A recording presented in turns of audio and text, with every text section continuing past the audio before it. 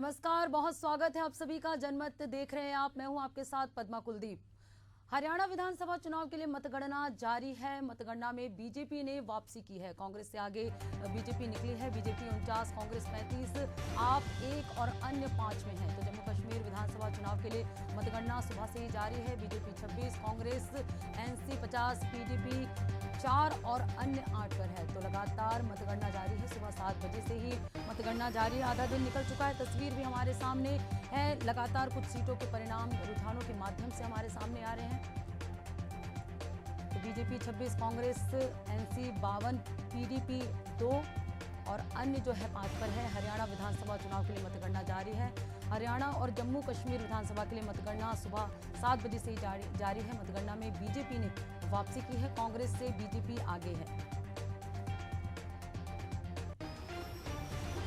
BJP 50, Congress 34, आप 1 और अन्य 5 सीटों पर है। जम्मू कश्मीर विधानसभा चुनाव के लिए मतगणना जारी है। आधा दिन निकल चुका है। तस्वीर हमारे सामने, कुछ सीटों के परिणाम हम आपको बता रहे हैं। जम्मू कश्मीर में भी कुछ ऐसे ही रुझान सामने आए हैं। सुबह से ही मतगणना जारी है। काउंटिंग हो रही है। आज विधानसभा चुनाव के लिए मतगणना जारी है। मतगणना में बीजेपी ने वापसी की है। तो सुबह के अगर रुझानों की बात करें तो कांग्रेस आगे थी। अब जो है तस्वीर यहाँ बदलती हुई नजर आ रही है। बीजेपी यहाँ आगे नजर आ रही है। बीजेपी 50, कांग्रेस 34, आप 1 और अन्य जो है 5 पर है। तो जम्मू कश्मीर विधानसभा चुनाव के लिए मतगणना जारी है।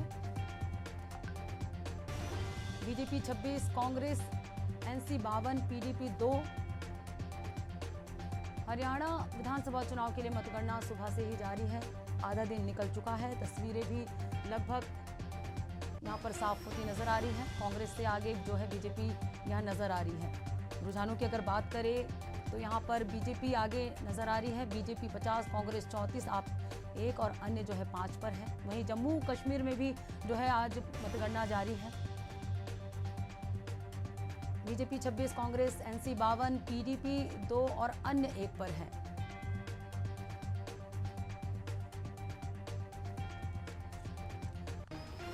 और इस पर चर्चा करने के लिए हमारे साथ एशियन न्यूज के ग्रुप एडिटर राजेश लाहौटी जी भी हमारे साथ हैं। सर, आपका बहुत स्वागत है। हरियाणा और जम्मू कश्मीर विधानसभा चुनाव का आज मतगणना जारी है। अगर शुरुआती रुझानों की बात करें तो हरियाणा, सबसे पहले हम हरियाणा की अगर बात करते हैं तो कांग्रेस जो है इस पे आगे थी। अब तस्वीर यहाँ पलटती हुई नजर आ रही, उलट हो गया है। अब जो है बीजेपी यहाँ पर आगे नजर आ रही। तो क्या लगता है आपको कि ये जो रुझानों की तस्वीर है और परिणाम में जो यहाँ बदलाव देखे जा रहे हैं, इसको लेकर क्या कहना चाहेंगे आप? पद्मा, जब शुरुआत हुई थी रिजल्ट की और उस समय जो स्थिति एकदम सामने आई थी दर्शकों के सामने, जिस तरीके से कांग्रेस ने रुझानों में तेजी से बाजी मारी थी और देखते ही देखते वो बहुमत के आंकड़े से आगे निकल चुकी थी। जो टोटल वहाँ पे विधानसभा सीट है उसको देखते हुए जो बहुमत की सीटें चाहिए थी, कांग्रेस रुझानों में काफ़ी आगे निकल चुकी थी और ऐसा लग रहा था कि कांग्रेस यहाँ स्पष्ट बहुमत हासिल कर लेगी। और ये लगने भी लगा था कि एग्जिट पोल में जो अब तक वायद रिजल्ट आए थे एग्जिट पोल के, वो शायद हरियाणा में तो कम से कम पूरी तरह से सच साबित होंगे और शायद उसके आसपास कांग्रेस अपनी सरकार या अपनी सीटें ले भी आएगी और सरकार बना लेगी। एक बहुत अच्छा वाकया भी था उस मामले में। उस दौरान जब कांग्रेस काफ़ी आगे आई थी, आगे निकल चुकी थी, उस दौरान जो कुमारी शैलजा जो वहाँ की प्रभारी, उनसे पत्रकारों ने पूछा भी था कि आपको क्या लग रहा है। इतना कॉन्फिडेंस था, इतनी चीज़ें थी कि उन्होंने सीधा बोला हम 60 सीटों के साथ पूर्ण बहुमत हासिल कर रहे हैं और 60 सीटें हमारी कम से कम आएगी और ज़्यादा तो कुछ नहीं, लेकिन ये ज़रूर है, उन्होंने बताया कि मैं मुख्यमंत्री पद के लिए दावेदार भी हूँ। उन्होंने इस बात को भी वहाँ पे उस समय बताया। लेकिन ठीक थोड़ी देर बाद ही जो स्थिति बदली, लगातार इस कदर बदली कि कांग्रेस जो कि काफ़ी हद तक बहुमत के आंकड़े से भी बहुत आगे निकल चुकी थी, धीरे धीरे इतनी पीछे हो गई कि बीजेपी बहुमत के आंकड़े को पार कर गई। करीब 50 सीटें अब फिलहाल दिख रही है बीजेपी की स्क्रीन पे और जो कांग्रेस है वो 34 सीटें करीब करीब आ गई। अन्य में भी अपन देखते हैं तो थोड़ा बहुत आगे पीछे चल रहा, 7, 8, 10 सीटें करीब करीब है। तो इस तरह से देखा जाए तो काफ़ी स्थिति उलट फेर का शिकार हुई है। और अब जबकि 12 बजे की स्थिति है, ये 12, सवा 12 की, तो मुझे लगता है कि ये जो है कमोबश बने रहेगी और इसमें 2-4 सीटों का शायद हेरफेर हो सकता है। ज़्यादा बड़ा और उलटफेर की संभावना कम ही दिखाई दे रही है। तो ऐसा लगता है कि पूरी तरह से कि बीजेपी वहाँ पे लीड करते हुए सरकार बना लेगी। जी बिल्कुल सर, जैसे कि परिणाम में अगर परिणाम बदलता है तो क्या सरकार के प्रति नाराजगी देखी नहीं गई, या इस बार जो है बीजेपी सोशल इंजीनियरिंग में सफल रही है, आपसे समझना चाहेंगे? ये दो चीज़ें हैं खासकर। जो सरकार के प्रति नाराज़गी और सोशल इंजीनियरिंग वाला मामला है, ये दोनों अलग अलग चीज़ें हो जाती है। नाराज़गी उस समय होती है जब सरकार के कामकाज को लेकर पब्लिक जो है अपना मत सामने लाती है या अपनी बात कहने की कोशिश करती है, तो वहाँ उसकी नाराज़गी आती है। चुनाव जो लड़ा जाता है पूरी तरह से सोशल इंजीनियरिंग को करके ही लड़ा जाता है कि कहाँ किस पार्टी को कैसे बेनिफिट मिल सकता है, किस जाति को सामने लाना है, किसको नहीं लाना है, किस क्षेत्र को अपना विशेष आधार वाला बनाना है, जहां हम कमज़ोर है वहां हम कैसे अपनी मजबूत स्थिति हासिल कर सकते हैं। तो सोशल इंजीनियरिंग में जाति, क्षेत्रवाद और तमाम चीज़ों को देखा जाता है। तो ऐसा लगता है कि बीजेपी इसमें काफ़ी हद तक सफल रही है। लेकिन वहीं जो पिछली बार 2019 में जेजेपी, जो कि दुष्यंत चौटाला की पार्टी है और उस समय किंग मेकर बनकर उभरी थी, उनके बिना बीजेपी की सरकार नहीं बन पा रही थी। आज वो पूरी तरह से वहाँ साफ हो गई। पार्टी जिसका अपना आधार था जाट बहुल क्षेत्रों में, एक जाट बहुल मतलब एक दुष्यंत चौटाला जिनका एक अच्छा खासा आधार है वहाँ पे, जिनके कह सकते हैं कि परिवार के काफ़ी वरिष्ठ लोग, जो कि शायद अब नहीं है, लेकिन वो भी वहाँ पार्टी को काफ़ी हद तक जमा चुके थे और कर चुके थे। और इसी कारण दुष्यंत चौटाला काफ़ी आगे भी आए थे और पिछली बार किंग मेकर बने थे, लेकिन इस बार इस इलेक्शन में वो साफ हो गए हैं। तो सोशल इंजीनियरिंग तो काफ़ी हद तक बीजेपी करने में सफल रही है। जी बिल्कुल, लाहौटी जी हमारे साथ जुड़े हैं, ग्रुप एडिटर हैं एशियन न्यूज़ के। हरियाणा और जम्मू कश्मीर के जो परिणाम हैं वो अभी आने को बस कुछ ही समय है। ऐसे में रुझान हमारे सामने आ रहे हैं, तस्वीरें अभी भी क्लियर नहीं हुए हैं, परिणाम आने के बाद ही क्लियर होंगे। हरियाणा और जम्मू कश्मीर की मतगणना जारी। हमारे साथ न्यूज़ रूम से सहयोगी इम्तियाज़ भी जुड़े हुए हैं। इम्तियाज़, अगर जम्मू कश्मीर में बहुमत का जो जादुई आंकड़ा है वो रुझानों के माध्यम से सबके सामने आ रहे हैं। नेशनल कॉन्फ्रेंस और कांग्रेस गठबंधन की अगर बात करें तो रुझानों में लगातार बढ़त बनाए हुए हैं, तो क्या लगता है आपको किस तरह की तस्वीरें उभर कर सामने आएगी? बिल्कुल पद्मा जी, जिस तरीके से लगातार रुझान आ रहे हैं और ये रुझान जो जम्मू कश्मीर के हैं वो शुरू से अडिंग है। जिस तरीके से सुबह से रुझान आ रहे थे 50-52 कांग्रेस और जो एनसी पार्टी है दोनों के गठबंधन के, वो लगातार बरकरार है। वहीं अगर बीजेपी की बात करें तो वो कहीं ना कहीं ऊपर नीचे होती नज़र आ रही है। अभी 19 और 50 का जो आंकड़ा है वो कहीं ना कहीं दोनों पैरेलल चल रहे हैं। वहीं अगर पीडीपी की बात करें या अन्य जो निर्दलीय दल के नेता हैं उनकी बात करें तो उसमें लगातार बढ़ती घटती नज़र आ रही है। लेकिन एक बात मैं साफ कर दूं, क्योंकि जिस तरीके से जम्मू कश्मीर का समीकरण है वो कहीं ना कहीं इस बात की ओर इंगित करता है कि अभी तो बहुमत में कांग्रेस और एनसी के गठबंधन का जो सीटें हैं वो ज़्यादा मिलता दिख रहा है और बहुमत में दिख रहा है। लेकिन अगर बात करें, अगर बीजेपी कुछ सीटें और हासिल करती है तो वो कहीं ना कहीं पीडीपी के साथ और अन्य जो निर्दलीय दल के जो विधायक हैं, अगर वो जीत के आते हैं तो उनके साथ वो बहुमत में एक दूसरे का बहुमत लेके वो आगे बढ़ सकते हैं। तो ये साफ होना अभी, क्योंकि 12 बज गए हैं और 12 बजे तक जो रुझान है इससे साफ हो रहा है कि कांग्रेस के जो गठबंधन की सरकार बनने वाली है वो कहीं ना कहीं अभी बहुमत में आ रही है। हालांकि अगर हम बात करें जो क्षेत्रीय पार्टियां हैं या क्षेत्रीय जो निर्दलीय विधायक चुनकर आएंगे उन पे भी बहुत डिपेंड करता है, क्योंकि बीजेपी लगातार इनको साधने की कोशिश कर रहे हैं। वहीं अगर पीडीपी की बात करें, जब उनके प्रमुख महबूबा मुफ्ती ने ये बयान दिया है कि अभी जब रिजल्ट आ जाएंगे उसके बाद किसके साथ जाना है ये हम निर्णय लेंगे। और जी बिल्कुल इम्तियाज, आधा दिन बीत चुका है, ऐसे में रुझानों की जो तस्वीरें निकल कर सामने आ रही है, ऐसे में परिणाम आने के बाद ही तस्वीरें साफ हो पाएगी। शुक्रिया तमाम जानकर हमसे जुड़ने के लिए।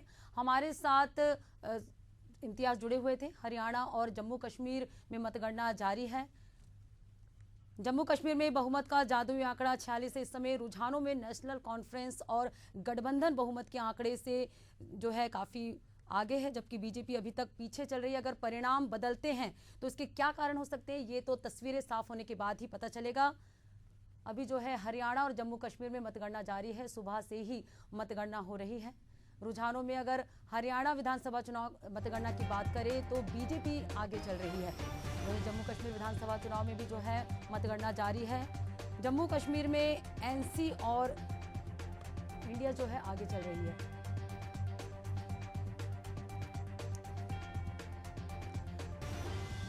तो इस पर चर्चा करने के लिए हमारे साथ चीफ एडिटर सुभाष मिश्रा जी जुड़ चुके हैं। हमारे साथ ग्रुप एडिटर राजेश लाहौटी जी भी जुड़े हुए हैं। सवाल करना चाहूंगी मैं प्रधान संपादक सुभाष मिश्रा जी से कि जम्मू कश्मीर में रुझानों की अगर तस्वीर जो निकलकर सामने आ रही है उसमें एनसी और जो कांग्रेस गठबंधन है वो आगे चल रही है। बीजेपी यहां पर कहीं ना कहीं पिछड़ती हुई नजर आ रही है। अगर परिणाम में बदलाव आते हैं, अगर बीजेपी आगे निकल जाती है तो क्या कारण हो सकते हैं?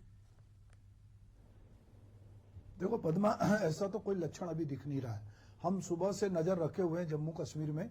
जम्मू कश्मीर की जब हम बात करते हैं बीजेपी का जोर है और 29 सीटें अभी जिसपे बीजेपी लीड कर रही है उसमें जम्मू एरिया की सीटें ज्यादा है।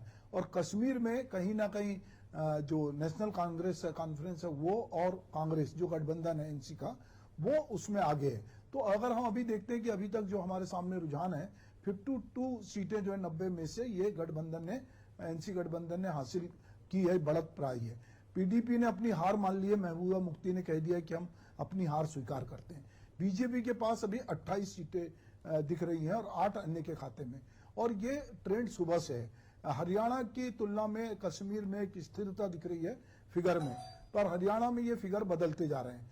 हरियाणा में सुबह हम देख रहे थे कि कांग्रेस बहुत आगे दिख रही थी जब डाक मतपत्र आए थे।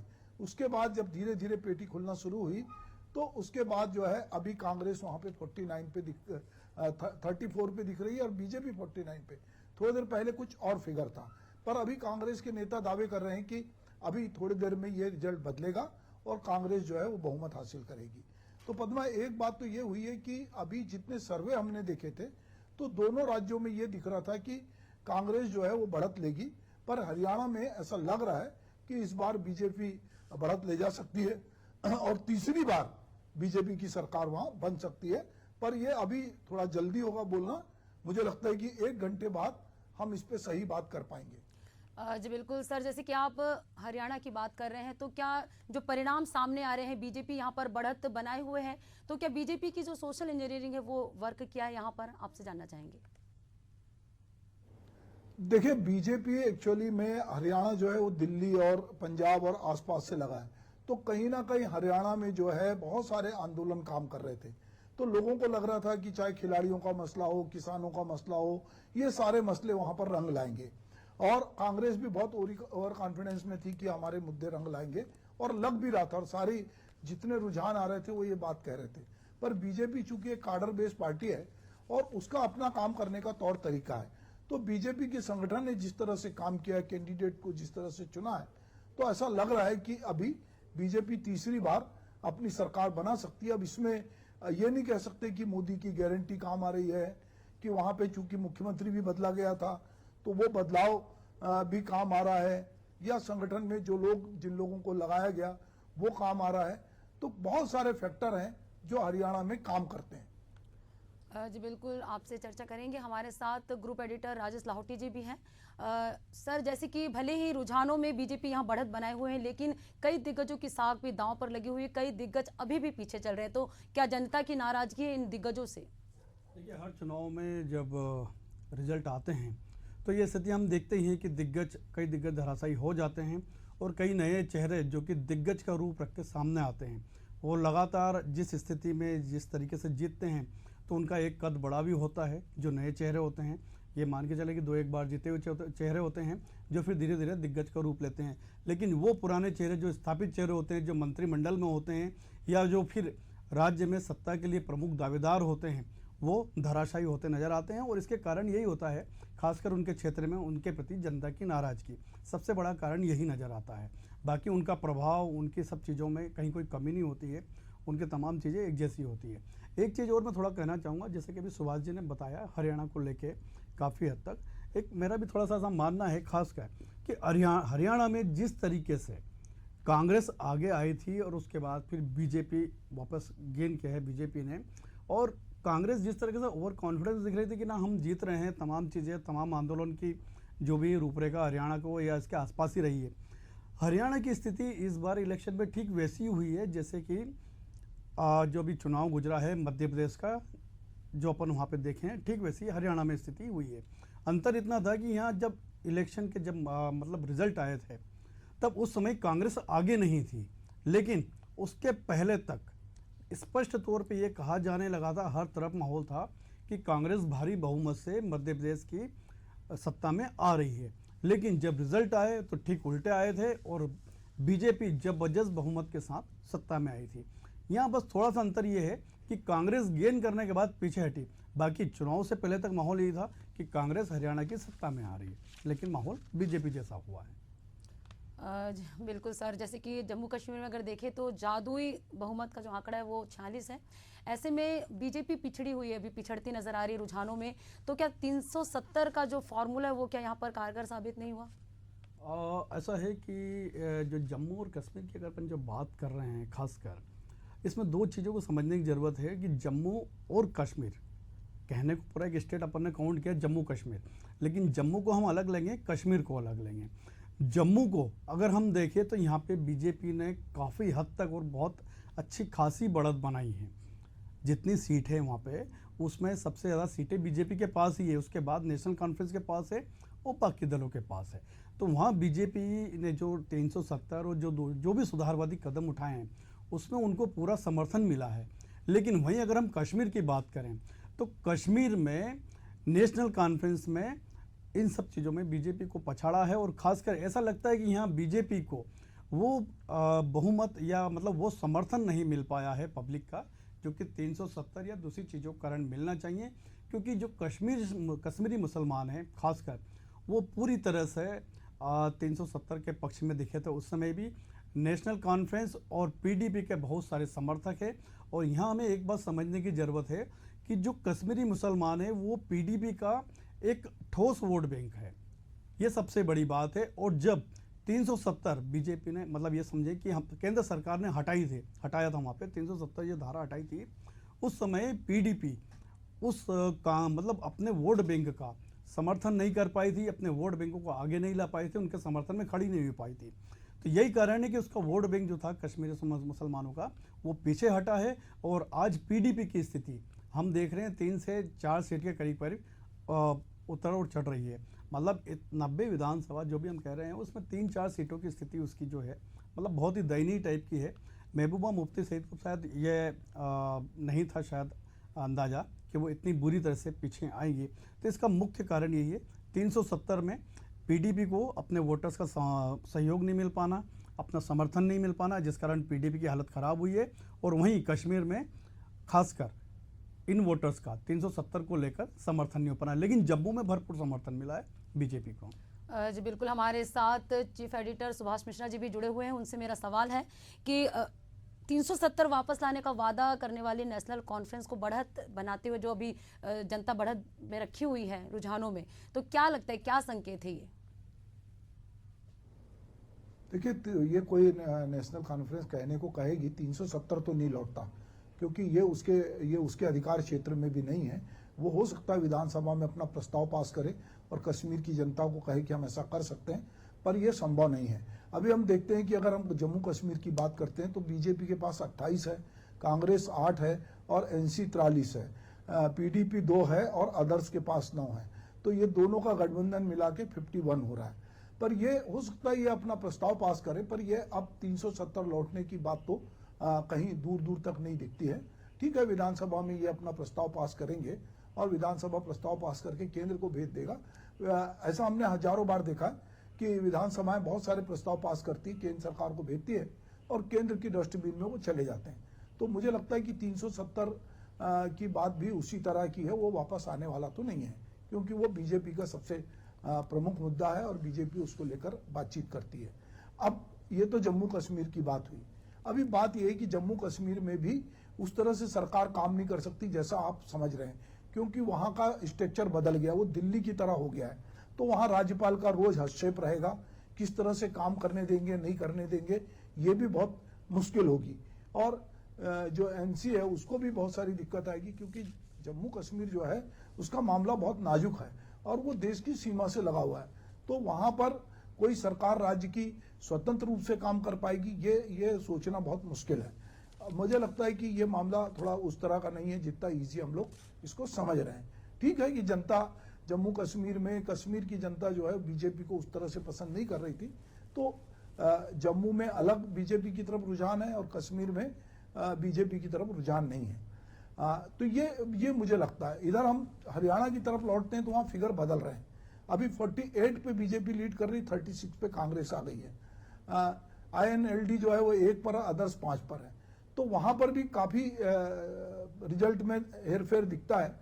अभी मुझे लगता है कि 1-2 घंटे में जहां पे 1000 की लीड है, जहां पे 5000 की लीड है, वो यदि बदलती है तो फिर ये परिणाम कहीं भी कुछ पहुंच सकते हैं, क्योंकि 46 सीट चाहिए बहुमत के लिए।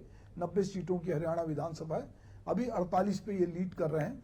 अभी थोड़ी देर बाद पता चलेगा कि कांग्रेस, वैसे अभी भी कांग्रेस के जो लीडर हैं, बड़े लीडर, वो जीत का दावा कर रहे हैं और दूसरे वो चुनाव आयोग पे ये आरोप लगा रहे हैं कि वो चौथे और 5वें राउंड की आंकड़ों को बता रहे हैं, जबकि 11वें राउंड तक हम बहुत आगे जा चुके हैं, पर वो आंकड़े नहीं दिखा रहे हैं। और ये लोकल प्रशासन पे दबाव बना रहे हैं ताकि हमारा कार्यकर्ता हताश होकर उठ के चला जाए। तो वो अपने कार्यकर्ताओं से अपील कर रहे हैं कि आप बिल्कुल मत उठिएगा, अंत तक, गणना तक आप डटे रहिए, जीत हमारी होगी। जी बिल्कुल। इस वक्त की बड़ी खबर सामने आ रही है, आपको बता दें हरियाणा और जम्मू कश्मीर चुनाव के बीच बड़ी खबर आपको बता रहे हैं। एनसी जो है 1 सीट से यहां पर जीत दर्ज कर चुकी है और बीजेपी जम्मू कश्मीर में एनसी ने 1 सीट पर जीत दर्ज की है।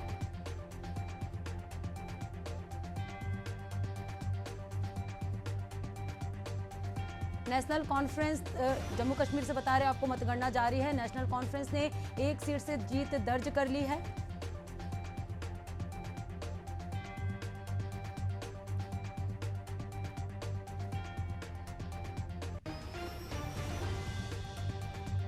तो जम्मू कश्मीर में मतगणना जारी। इस बीच ये बड़ी खबर आपको बता रहे हैं, नेशनल कॉन्फ्रेंस ने जो है 1 सीट से जीत यहां दर्ज की है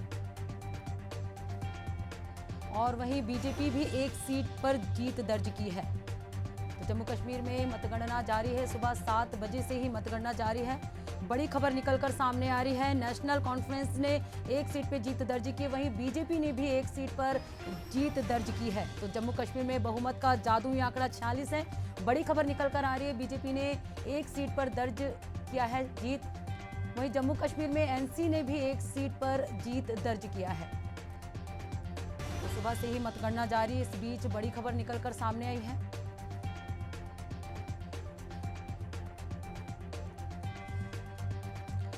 और हमारे साथ इस चर्चा के दौरान जुड़े हुए हैं प्रधान संपादक राजेश लाहौटी जी। मेरा अगला सवाल राजेश लाहौटी जी से है।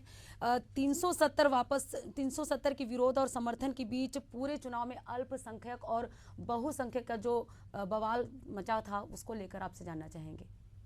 देखिए, ये जो चुनाव है, खासकर 370 के कारण ही पूरे देश के लिए बड़े रोचक चुनाव हैं। जिस तरह से ये हम मान के चले कि केंद्र के जब रिजल्ट आते हैं केंद्र सरकार के लिए हमारे, तो पूरे देश की नज़र होती है टीवी स्क्रीन पे।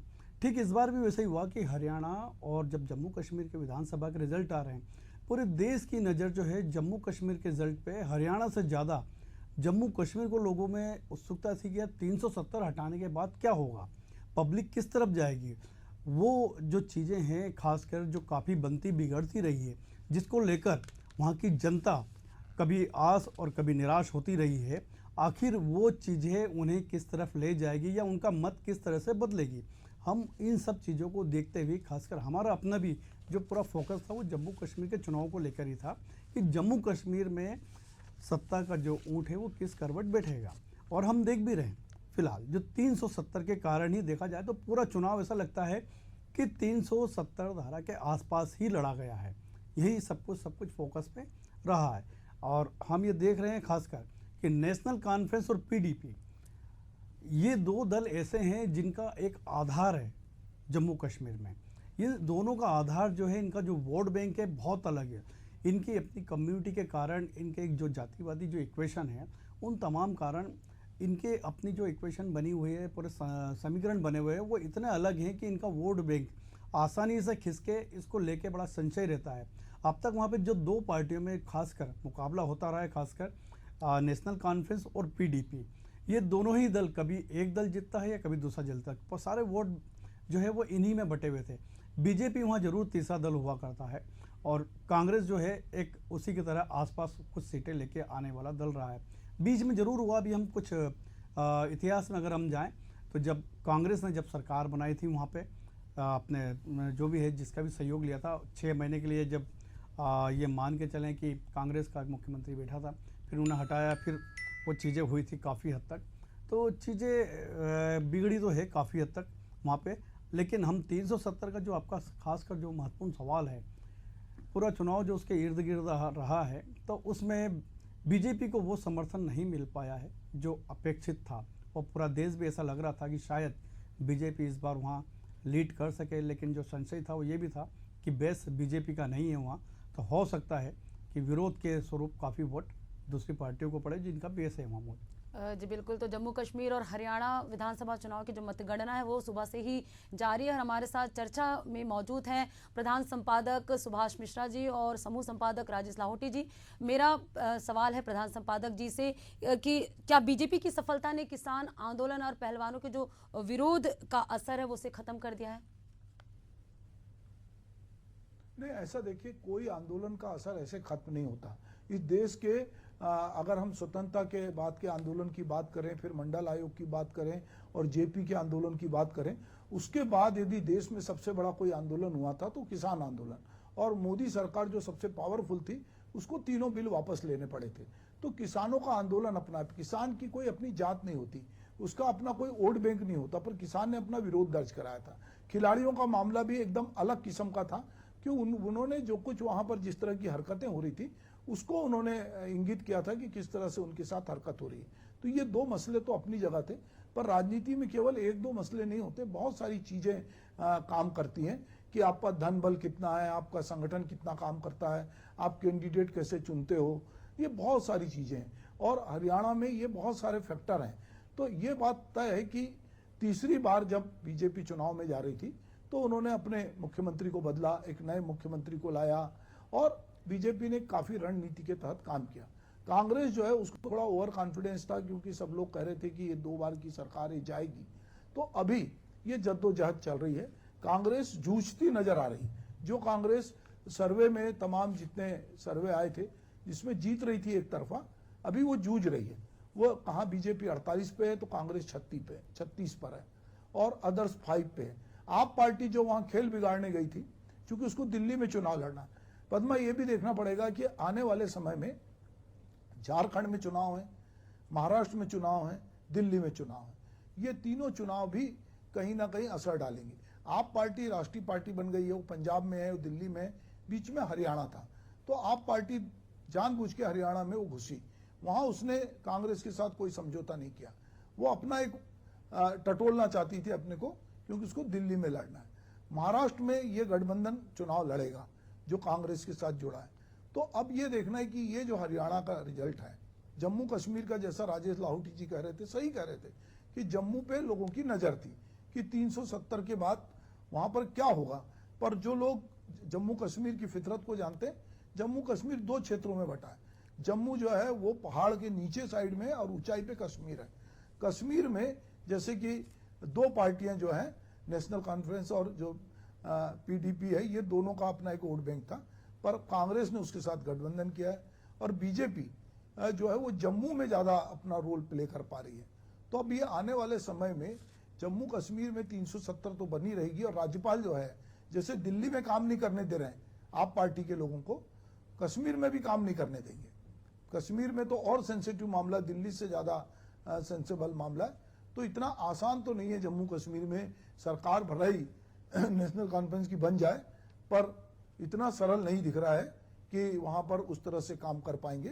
तो अभी देखते हैं आने वाले समय में। हरियाणा में भी अभी वोटों की गिनती चल रही है और थोड़ा थोड़ा रुझान आगे पीछे हो रहा है, पर अभी प्रथम दृष्टया ऐसा लग रहा है कि बीजेपी अपनी सरकार बना लेगी। जयराम रमेश ने इस बीच में चुनाव आयोग को चिट्ठी लिखा है। उन्होंने कहा है कि वो जो है सुबह 9 से 11 बजे के बीच के डाटा को अपडेट करने में देरी कर रहे हैं और इसका मतगणना पे प्रभाव पड़ेगा। वो कह रहे हैं कि हमारे जो वहाँ पोलिंग एजेंट वो बता रहे हैं कि हम बहुत सीटों में आगे हैं, पर चुनाव आयोग जो है वो नहीं दिखा रहा है। चुनाव आयोग की साइट पे सिर्फ 9 बजे से 11 बजे के आंकड़े चल रहे हैं।